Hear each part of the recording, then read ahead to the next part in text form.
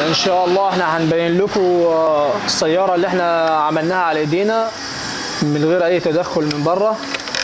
السياره زي ما انتم شايفين حضراتكم هي اوتوماتيك، سياره اوتوماتيك بتزود بس تمشي ورا وقدام، في هيس ورا وقدام اهو، يطلع ورا وقدام تمشي معاك، ده سرعات وده ورا وقدام، دي يديني معايا سرعات في السياره وده ورا وقدام. الدركسيون زي ما انتم شايفين حضراتكم اهو اخفف من الباور، يعني بص الدركسيون انا بلفه بالسهل جدا اهو.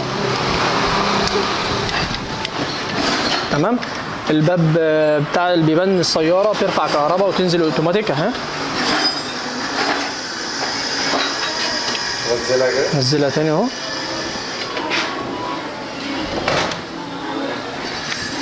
تمام. دي فرامل اليد بتاعت السياره اهيت،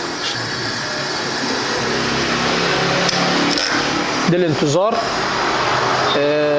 لوحه القياده كلها قدامك اهيت، قدام حضرتك اهيت. والله انا اللي انا بفكر فيه حابب اعمل سيارات سباق للناس المحبين السرعه.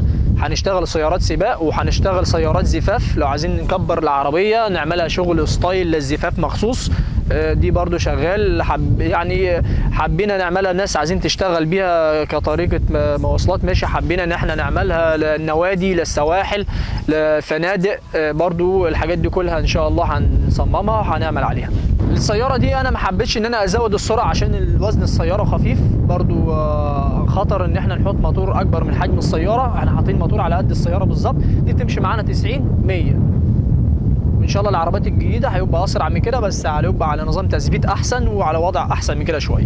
لا التصنيع احنا اعتمدنا نصنع الشاسيه من اوله لاخره على عفشه عربيه ملاكي، بنجيبها استيراد، بنجيب العفشه استيراد من بورسعيد، والعفشه ركبه اكبر من حجم السياره عشان تستحمل معايا، لان انا بشوف السيارات الحديثه ماشيه تبص تلاقي الفرده طارت، لا انا عامل عفشه تستحمل وزن قد ده 3 مرات.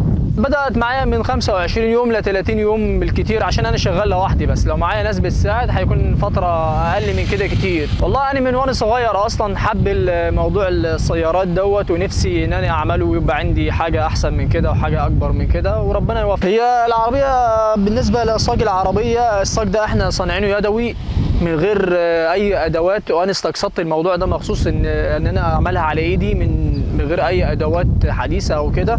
حتى في ناس اصحابي عرضوا عليا الدنيا ادوات حديثه، بس انا رفضت الحوار ده. انا عايز اعملها صنع يدوي بايدي انا، يعني كل الحاجات دي معموله بالايد، مفيش اي ادوات حديثه. هيكل السياره من صاج اسمه صاج مجلفن ضد الصدى، يستحمل معاك يعيش فتره اطول. وتاني حاجه الصاج محمل، الصاج ده 1.5 مللي، صاج العربيه العاديه 8 من 10، يعني ده قده مرتين.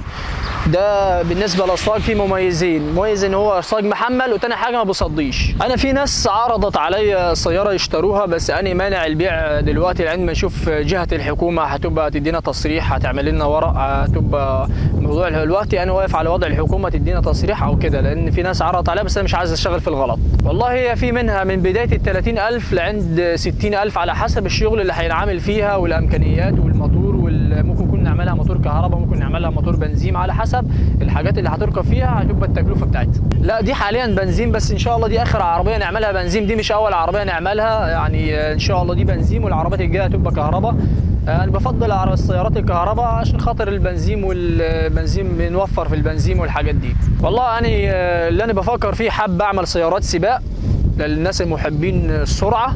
هنشتغل سيارات سباق وهنشتغل سيارات زفاف، لو عايزين نكبر العربيه نعملها شغل ستايل للزفاف مخصوص، دي برضو شغال.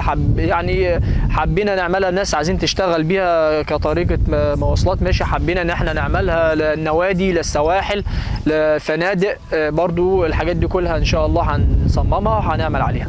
السياره دي انا ما حبيتش ان انا ازود السرعه عشان الوزن السياره خفيف، برضو خطر ان احنا نحط موتور اكبر من حجم السياره. احنا حاطين موتور على قد السياره بالظبط، دي تمشي معانا 90 100. ان شاء الله العربيات الجديده هيبقى اسرع من كده، بس هيبقى على نظام تثبيت احسن وعلى وضع احسن من كده شويه.